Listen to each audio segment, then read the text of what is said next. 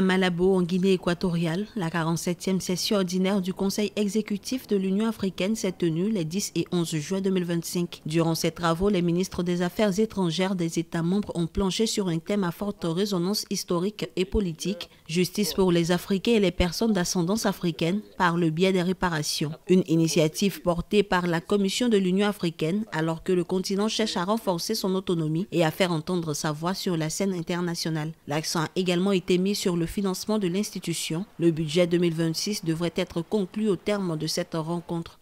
Cette session du Conseil exécutif se penchera sur l'examen du budget de l'Union au titre de l'année 2026. Le rapport du COREP, soumis à votre appréciation, met en avant de légers progrès dans le financement du budget programme. Il est passé de 9,4% en 2025 à 12,7% en 2026. Le budget programme reste financé à plus de 77% par les partenaires internationaux.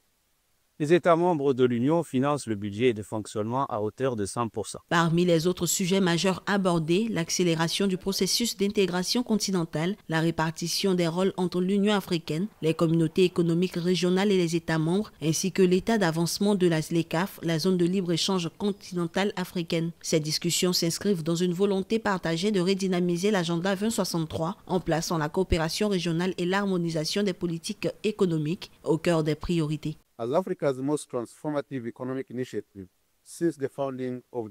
tant qu'initiative économique la plus transformatrice de l'Afrique depuis la fondation de l'OUA, la zone de libre-échange continentale africaine a le potentiel de recruter les économies africaines. D'ici 2045, la ZLECAf devrait stimuler le commerce intra-africain de 45% tout en stimulant la croissance sectorielle.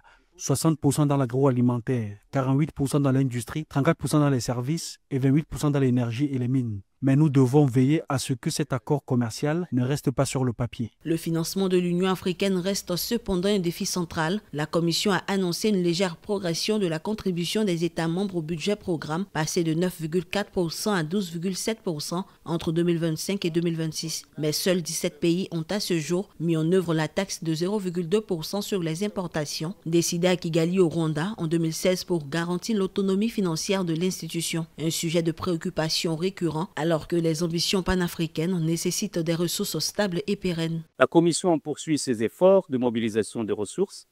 Comme vous le savez, les États-Unis refusent toujours d'appliquer la résolution 2719 à la Somalie.